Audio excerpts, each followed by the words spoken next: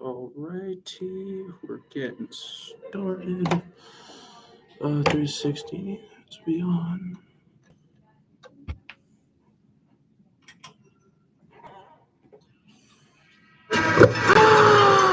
Broadcasting live from our new state-of-the-art studio in downtown Chicago, it's Radio DePaul Sports, the student voice of your DePaul Blue Demons.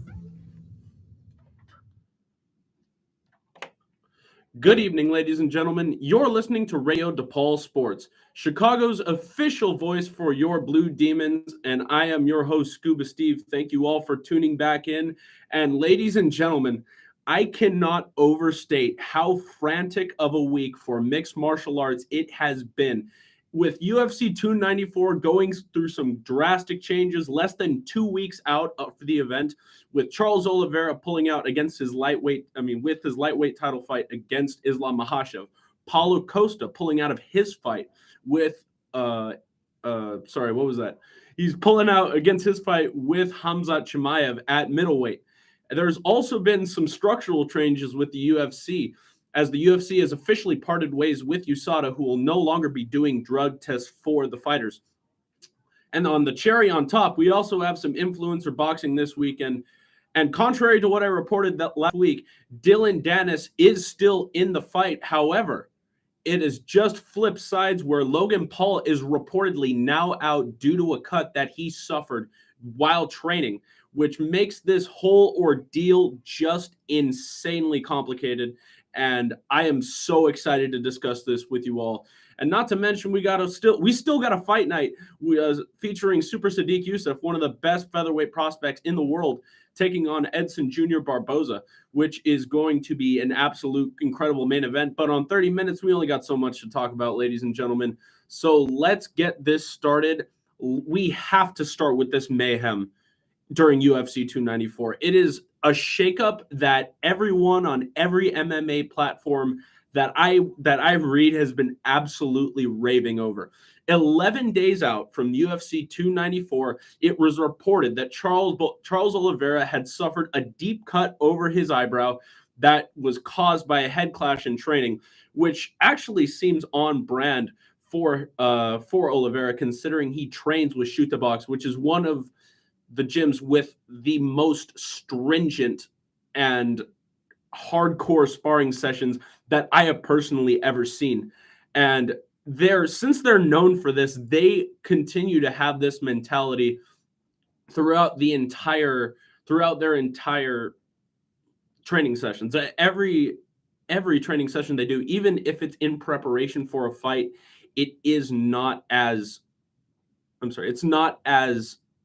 careful. It's not based on self-preservation. It's not meant to ensure that you get to fight week as safely as possible.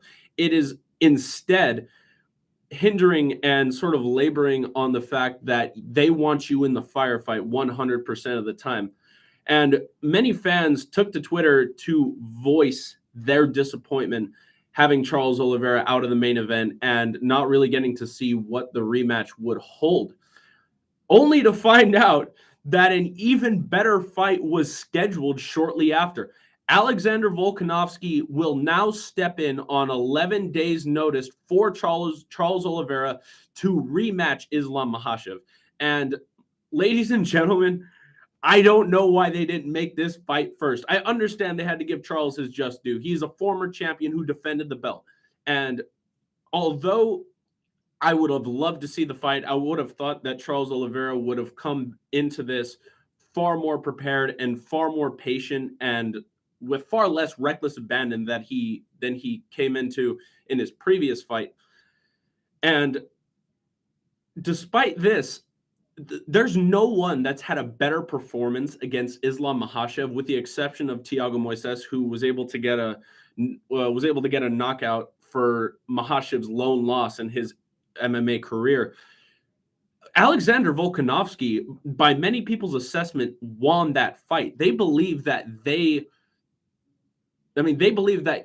Volkanovski had done more than enough to get the nod. However, the decision ended up going in favor of Islam because of his ground control. And I think Volk is without a doubt, the best option for anyone. I mean, out of anyone at lightweight to step in on short notice. He is fighting a weight class up, considering he is currently the featherweight champion and has to usually cut down to 145. This cut is going to be far easier for him. Additionally, he knows what led to the decision loss last time. He knows what to avoid in this upcoming fight. And he definitely knows that he has the mettle to defeat Islam Makhachev. And he did absolutely incredible in his previous fight. And gonna be honest, I did think he did just enough to get the nod. However, I think that since he's had the best 5-round performance against Islam Makhachev, it is without a doubt the best decision. And I'm so happy this played out exactly how it did. I think that it is the perfect scenario for what could happen on a short notice fight. And all the credit in the world to the UFC matchmakers for getting Volk on board with this. And not that I'm saying Volk wasn't on board for this the entire time. He was looking for the rematch as soon as he lost that last fight, considering he too believed that he did enough, considering he was throwing down ground and pound on Islam Makhachev in the closing seconds. This is phenomenal matchmaking. This is phenomenal short notice matchmaking, and I cannot credit the UFC anymore, except they kept cooking. They kept on the stove. They kept doing their thing. The following day, Paulo Costa had to pull out due to an infection and a subsequent surgery that happened to his elbow, which occurred 8 weeks out from the fight. Now, it is very puzzling as to why Paulo Costa chose to have this surgery so close to the fight. What he could have done, what he easily could have done, he could have let the UFC known about this infection when it happened 8 weeks ago. He could have done the surgery. He could have had time to recover, and he would have been allocated enough time to actually perform and recover and be able to perform against Chimaev at his best. However, he chose to tell the UFC 10 days out from his fight that he would not be able to attend. I thought this was not only a terrible decision, but also one of the most selfish and unforeseen moments of incompetence in terms of how one prepares for a fight that I have ever seen. It's evident that Paulo Costa knew about this. He knew about this weeks ago. They saw the scar on his elbow that showed that he had some serious surgery in a tendon that is going to take a lot of wear and tear over the course of a fight. And the bidding war for this fight against Chimaev was not nearly as heated as it was for the fight against Islam. Considering both guys are dogs and are both incredibly good chain wrestlers that are so good and so fast and so well versed on the ground, that it is evident that it was in no one's best interest to take this fight. And 10 days out, we had so many potential contenders. They had talked about Cannonier. They had talked about Vettori. They had talked about some 170-pounders coming up and do it, namely Kamaru Usman. Later that day, we found that Kamaru Usman will be making his 185-pound debut against Khamzat Chimaev, an undefeated absolute monster. And not only this, we find out that Dana White stated that the winner of this fight will go on to fight Sean Strickland for the middleweight strap. And I was on the floor. I was so incredibly happy for the fact that Sean Strickland is now getting someone at 170 and may actually have a chance to defend it against a guy that he has a chance of winning. There's a lot of guys at 185 that I think Sean is going to struggle mightily against, namely Dricus du Plessis, who is so good in so many different ways. And despite Sean's defense being great, I don't see it being so good to the fact that he can avoid the explosive shots that Dricus du Plessis will give him. This being said, we got to talk about this fight. Usman now has a path to the middleweight strap that we thought was never going to be possible. Usman said as long as Israel Adesanya was the middleweight champion, he would never go up and challenge for the belt. Since this is no longer the case, he now has a path to becoming a two-weight world champion, which would incredibly boost his legacy. I was uncomplimentary of Kamaru Usman in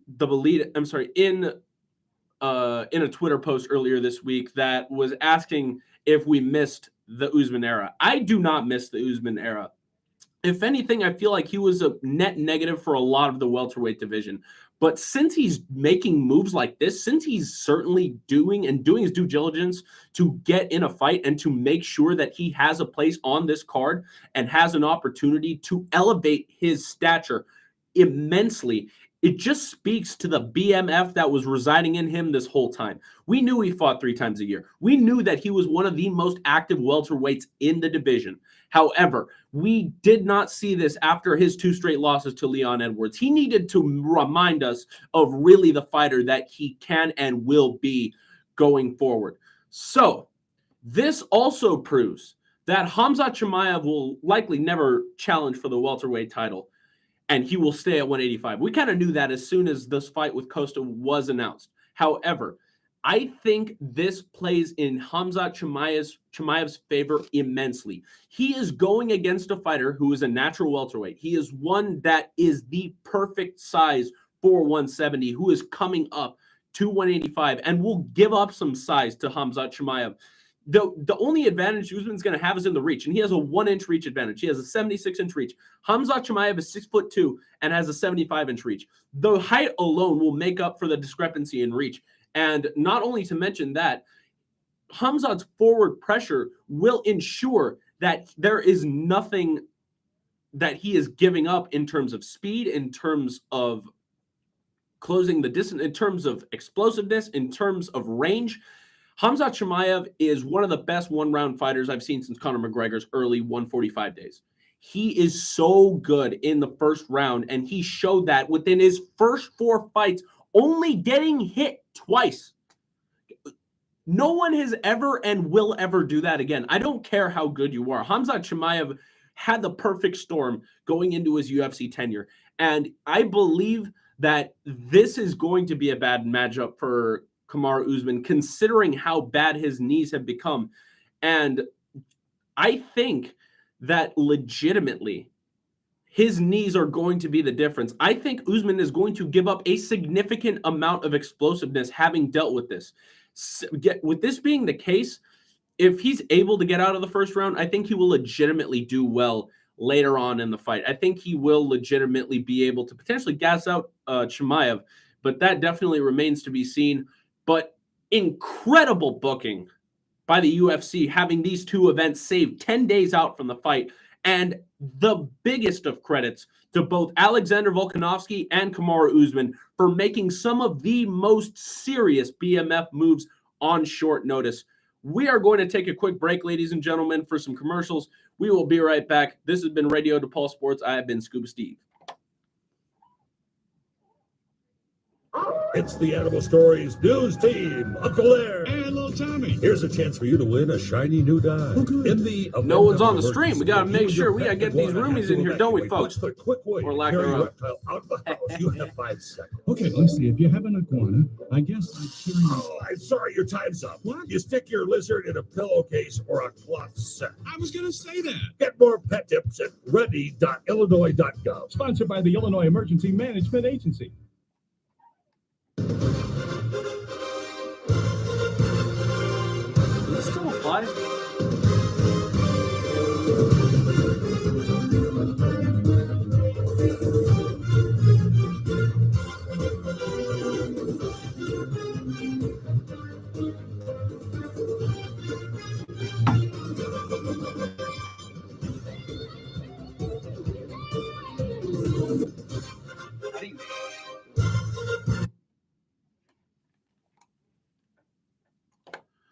Welcome back to Slingin Leather, ladies and gentlemen. I am your host, Scuba Steve. Thank you all for tuning back in. And there was even more news dropped earlier this week announcing that UFC will no longer be partnered with the United States Anti-Doping Agency for their drug testing, effective at the beginning of 2024. Now, I had many thoughts going into this, and many things occurred to me at once they announced that they were parting from their governing body for drug testing. Who are they going to get to fill this and ensure there's a level of legitimacy in the sport still? What is going to, was this due to USADA's regulations regarding substances that fighters may argue helps them recover quicker after a fight and don't necessarily enhance their performance? I think there are some serious questions to ask here as to the motive and as to why there were people that were unsure that USADA was the right fit for the UFC. However, there was one thing that stood out to me as soon as I realized that two dots immediately connected. Conor McGregor just re-entered the USADA testing pool after having been out for years. He had been out since, I believe, the fall of 2022, a year ago. He's been out of the pool for a year, and 4 days ago, he was finally re-entered just to have the UFC part ways with USADA come January. Here's the thing. Conor McGregor will not fight this year. There's no way he's going to. He doesn't have enough time to prepare for Michael Chandler. He doesn't have enough time to ensure that entire fight camp is going to be feasible, as well as it's not going to be realistic that he is going to get his own main event. The rest of the cards for 2023 are full. And not to mention, UFC 300 is going to likely come at the end of winter or the early spring of 2024, which is a marquee event. Every time there has been a century event for the UFC 100, largest pay-per-view ever, exponentially bigger than any event that the UFC had up until that point. UFC 200 ended up being kind of a dud. They were going to have George St. Pierre take on Anderson Silva in one of the most anticipated fights that never got actually booked, considering the fact that neither man was content with going up or going down. This, in my opinion, is all a play to ensure that Conor McGregor will not be tested as strictly as he would with USADA as the governing body. I think this possibility is almost certain. In my opinion, this is a confirmation that shows that Dana White does not run the UFC machine. It is clearly Conor McGregor, considering the fact that he has literally pulled something out of his rear end that seemed like it was completely impossible. The USADA seemed like it was staying for the long run. Sure, they had made so many mistakes in terms of not allowing their fighters to get tested at reasonable times. There were times where Dominic Cruz, Tyron Woodley, and mainly champions at the time, once USADA was initially made the governing body of the UFC's drug testing, that they were tested at 6 a.m. the week of the fight. Sleep for fighters is imperative to get right, considering the fact that the variation of the event start times and the actual recovery that they will be able to achieve without those 8 hours of sleep is greatly mitigated. Sure that there are problems that USADA had. I'm not saying that they were perfect. However, it gave everyone a baseline and an understanding to follow that is suddenly at a loss, which is just mind-boggling to me. You know what this seems like? This seems like that scene in Back to the Future 2 where Biff gets rich from the sports almanac and can now act with total autonomy with everyone around him. This feels exactly like the situation that Conor McGregor is currently in. And it feels like Conor McGregor was asking for this, and the UFC ended up making it a reality. There's one good thing that could come from this, ladies and gentlemen, and it's the resurrection of Pride FC's famous contract line in all caps, in bold and underlined. We do not test for steroids. Sure, that would be great. And sure, it was a phenomenal era with Pride Fighting Championships giving a sniff test for their fighters, basically giving them as much reign to take as much HGH and testosterone as they want. But it's just not going to happen. Dana White, at the end of the day, is still the president, and he still wants to build UFC up to the brand like an NFL, like the MLB, like the NBA, something legitimate that is respected in all ways, shapes, and forms. And despite this, there's still so many questions. Who are they going to get to replace them? Who are they going to have in the meantime if they can't get anyone by January 1st, 2024, excuse me? What's going to happen? Is this going to be the Wild West again? We're far too removed from 2007 when Pride FC had finally closed its doors. We are far too removed from that to pretend that we could simply just do without drug testing for a few months. And what's going to happen with this is it's just completely out of my realm of understanding. I could not believe this once I heard this week, ladies and gentlemen. And just the fact that I was given the pleasure to at least witness and talk about this now is real freaking special, because I don't think this is ever going to happen again. I think the UFC's next governing body for their drug testing is going to be a permanent fix.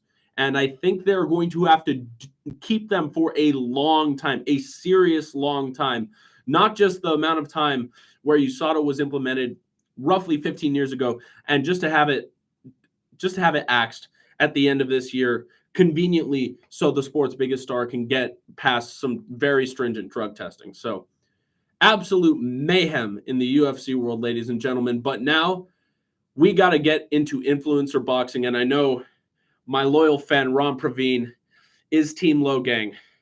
And I know that he absolutely loves watching that guy fight. He's Logang ride till he dies.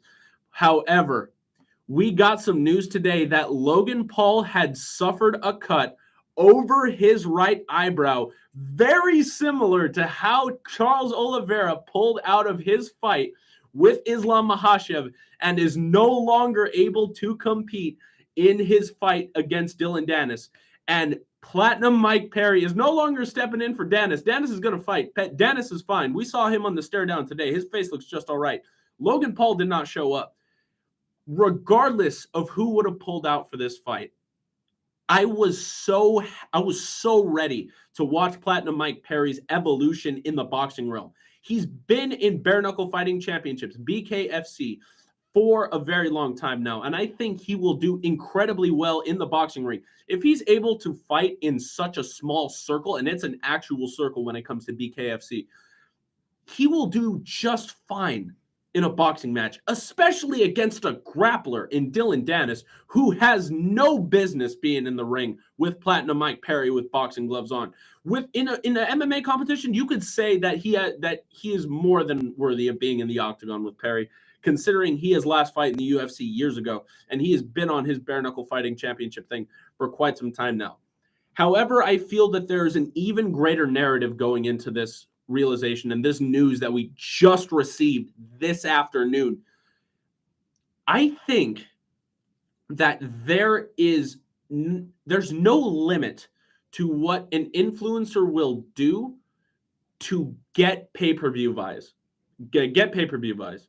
They are hell-bent on ensuring that they are going to pass any moral barrier, any ethical barrier, any personal barrier to ensure that people will actually buy the pay-per-view for whatever reason. I think this is slowly watering down boxing, and it's going to give people the wrong idea if what they're only watching is influencer boxing. But it shows that there's a serious lack of willingness to be candid with what is actually happening, and it gives these fights an air of illegitimacy to them, in my opinion. The fact that this is occurring 2 days before the fight tells me that this was all calculated to create more attention for an exhibition match that otherwise very few people, with the exception of Romper being Levy wrong, would actually care about. I didn't think this was going to actually be a legitimate competition or a legitimate scrap of any measure. I didn't think either guy was going in there to take the other's head off. But one thing is for sure, Platinum Mike Perry goes in there to knock your head off. Does not matter who you are or what type of gloves or what arena, what cage, what circle, what ring he's stepping into. He goes in there to take your head off because he is about that. And I think having him for the replacement for this fight is going to go disastrously for either guy who was going to take on him, whether it was going to be Logan Paul or it was going to be Dylan Dennis. I don't see this going well for either of them. And since it is the grappler of all things that is going to take on Platinum Mike Perry, I think there's just no way this fight goes a distance. There's no way. Mike Perry was able to knock out Luke Rockhold, former UFC middleweight champion. Sure, he's a pretty boy. Sure, he's a model. Sure, he isn't necessarily cut from the same cloth in terms of his heart when it comes to Mike Perry. However, I think there's no possible way Dylan Dennis is even going to pose a threat to Mike Perry. Mike Perry says he blocks punches with his face and uses it to hurt to hurt his opponent's hands. That is not going to work as well in this fight. Obviously, they're going to have padded boxing gloves on. But having been in BKFC, this has trained Mike Perry's hands to achieve a level that is far greater than what he was most likely able to achieve while fighting in mixed martial arts.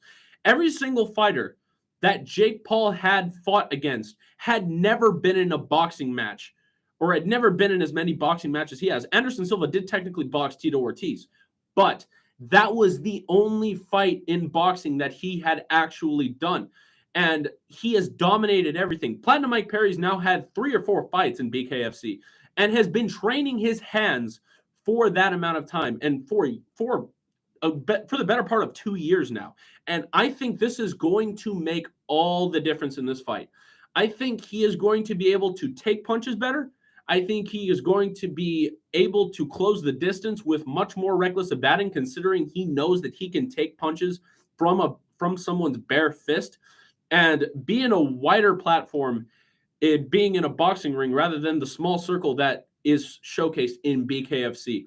And I think he's going to do just fine against a grappler. I don't think Dylan Dennis is going to pose any problems for him over the course of this fight. And I believe that this is going to be a walk in the park for Mike Perry. My official prediction, main card, main event, Platinum Mike Perry, 6-round KO against Dylan Dennis. And thank you all so much for watching Slingin Leather. Be sure to hit the like and subscribe button for more of Southern California and Radio DePaul's official combat sports show. Thank you for tuning in to Radio DePaul Sports, DePaul's official voice of your DePaul Blue Demons. And we will see you guys in the next one.